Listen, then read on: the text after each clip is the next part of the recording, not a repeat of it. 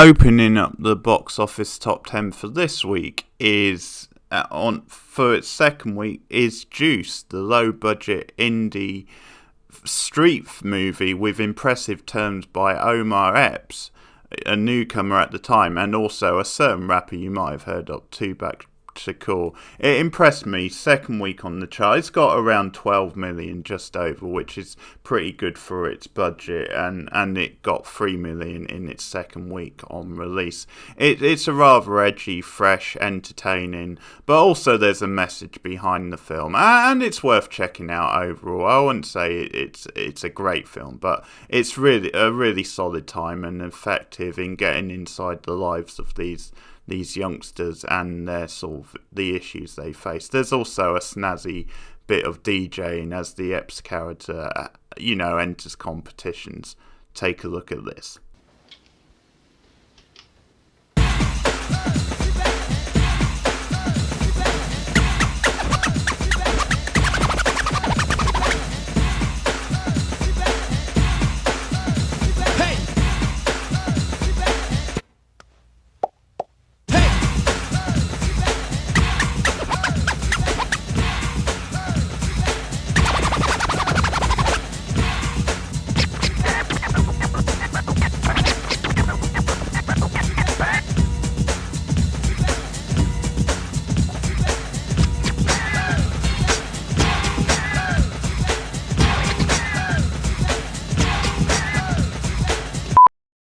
Another big dropper this week, another new entry from last week, is Freejack, all the way down from number 3, this nutty sci-fi thriller action movie starring Amelia Estefan, Rene Russo, Anthony Hopkins and Mick Jagger. Sorry to deceive you, including life itself. Why me? Why don't they just grab somebody who's alive now? Take a look at these people, Alex. They've lived half their lives with no ozone layer. 12 million for Freejack in his second week on the charts, struggling to find its audience, but personally I think it's a bit of a cult oddity and a bit of like an oddball guilty pleasure. The action scenes are oddly fun and we really need to see more Rene Russo, so there's that as well. I watched you die. Still going strong at this week's number 8 is Disney's Beauty and the Beast, 11 weeks on the chart now and over 100 million at the box office for a true Disney classic. Another big family film is this week's number 7, and that's Steven Spielberg's Hook, a film which divided critics but is really doing nicely at the box office around this time, 104 million after 8 weeks. Let's take a look at a clip. Remember what? Peter, don't you know who you are? At number 6 this week is the Barbra Streisand Nick Nolte starring vehicle The Prince of Tides, a commercial and critical hit for Columbia Pictures. 5 weeks on the chart now and it has 53 million plus at the box office. I've already made my feelings clear on this movie, but I'll leave Elaine from Seinfeld to sum up my thoughts in this classic quote. Over to you, Elaine. The movie? I hate it! I'm going to hell! Also holding firm this week, Oliver Stone's most divisive films really, JFK, which chooses to focus more on the investigation and controversy around the death of the famous president and the whole conspiracy theories from the time. Kevin Costner as Jim Garrison. Well, it may divide people, but at the times it was a critical and commercial hit. 51 million after 6 weeks now at the American box office, and a host of Oscar nominations as well. That's JFK, this week's number 5. At number 4 this week, still on winning form, the family smash Steve Martin is the father of the bride in this remake of the 1960s Tracer Spencer Tracy, if I can get that the right way around, remake. A film which in reality you can debate which is the better film, but certainly the 90s remake was far more successful, I would say. Still going strong, 6 weeks on the chart now and 64 million at the box office and 4 million in this week alone, showing that it's still a pretty big hit. To be making 4 million in a week on your 6 week in total is pretty good going. Also, I'm not sure what really happened to her, but the actress playing his daughter in the film makes a pretty impressive introduction to big films. I'm not so sure about the Martin Short cameo, but you can't have anything. That's Father of the Bride, this week's number 4. Not content with one top 5 hit this week, Steve Martin also has a cameo in this indie feature, Grand Canyon, now into the top 3. It's 5 weeks on the chart, 16 million in total and 4 million at the box office. That's pretty good going for an indie film, proving that indie cinema still has a shelf life in 1992. Grand Canyon, this week's number 3. Which one of you call for the truck? You dissing me, man? I'm supposed to be able to do my job without asking you if I can. That dude is supposed to be able to wait with his car without you ripping him off. Everything's supposed to be different than what it is. What's going on in the world? Seems to be so many ways to buy it, particularly in this city. You ever been to the Grand Canyon? When you sit on the edge of that thing, you just realize what a joke we people are. And holy shit, how about this for a plot twist? Fried Green Tomatoes is this week's surprise re-entry, and when I say re-entry, that's because it's been kicking around the charts for a while, but last week it was all the way down at number 18. Suddenly it's shot up into the top 3, into number 2, and that's because of a wider release. Originally it was released at the end of December 91, but given a very limited theatre release, it now gets a bigger release and has jumped straight up to number 2 this week. Very impressive going for this nostalgic female-led comedy drama starring the likes of Kathy Bates, Jessica Tandy, and one of my favourite, Mary Louise Parker, who was also in Grand Canyon. So we get double Mary Louise Parker in the top 5. Joy, just take a look at this. She was a character, all right. If you ever touch her again, I'll kill you. Well, I sure as hell scared him, didn't I? But how anybody could have thought she murdered that man is beyond me. Fried Green Tomatoes there from the Fanny Flagg novel from 1987. Is it corny or is it actually charming and inspirational? I have more on this next week because I've never actually seen it.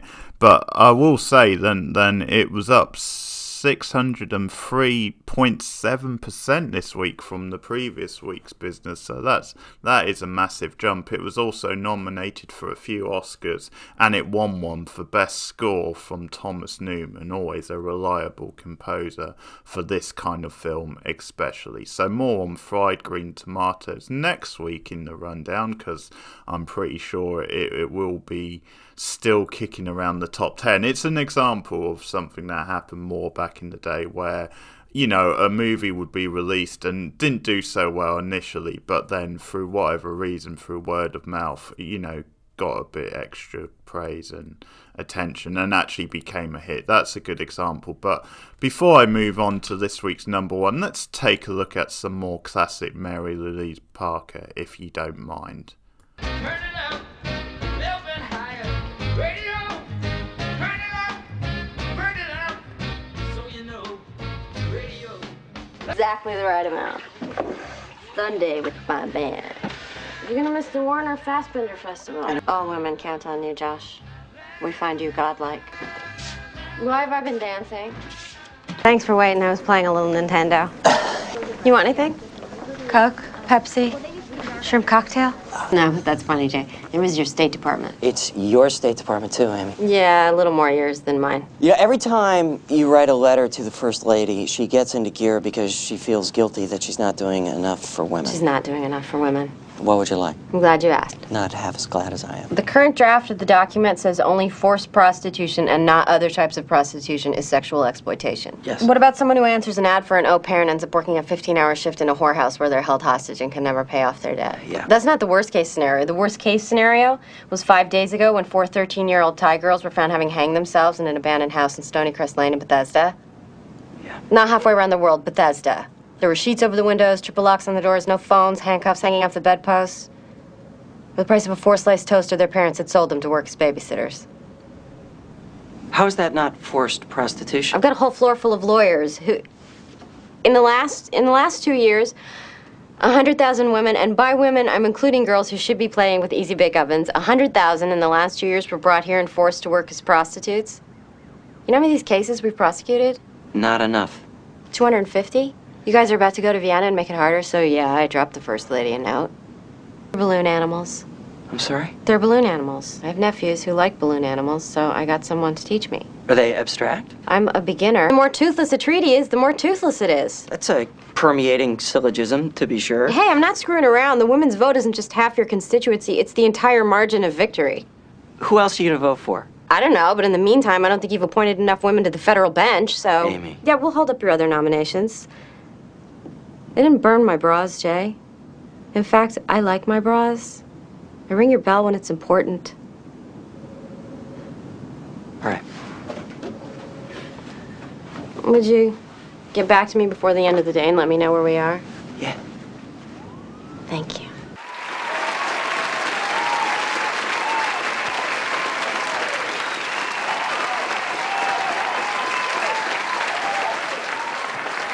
Man, I hate Billy fucking Crudup. Some guys have all the damn luck. And Rachel, if you happen to be listening to this, we will be doing the West Wing one day, whether you like it or not.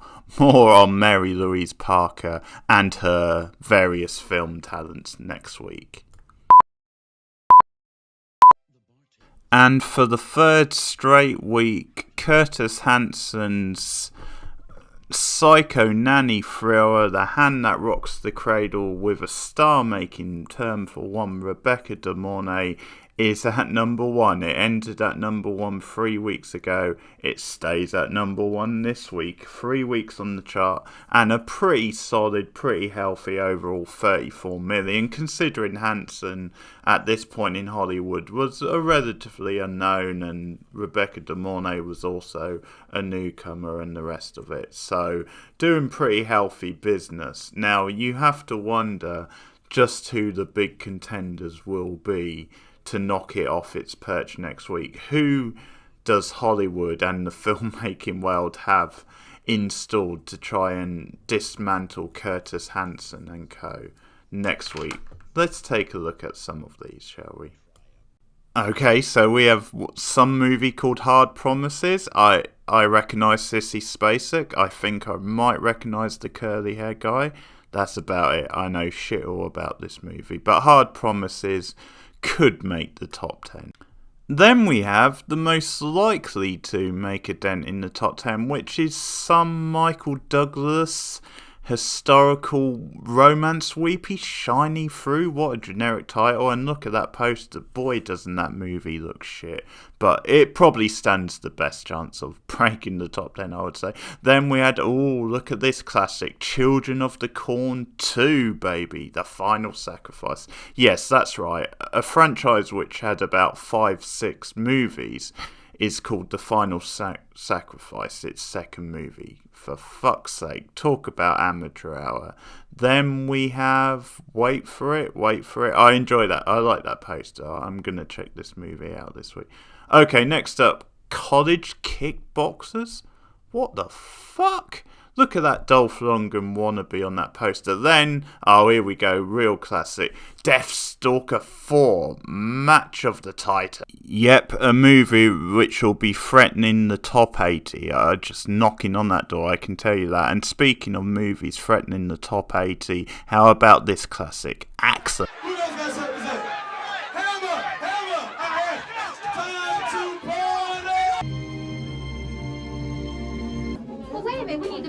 where we leave it from. Yeah, and how are we gonna get there? Shorty glisten, you out of time clock ticking. Gas the pedal over west, no fat dipping. Throw food at the chickens. On the block tricking, you best to be listening. All about the Benjamins, woman in a limo, banging down Henneman, sipping on a Hennessy.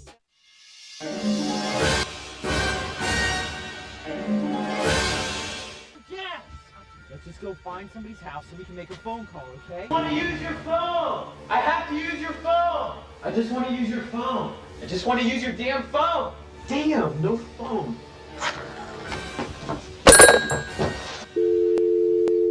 I love it, and the hits just keep on rolling. Yes, hurtling towards the 104 spot for next week, Axem, which looks like a trash classic. I'm going to check that out this week. No surprises, it's free on YouTube. What a shocker.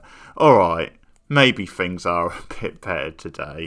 I'll see you with these and many more top of the range hits next week.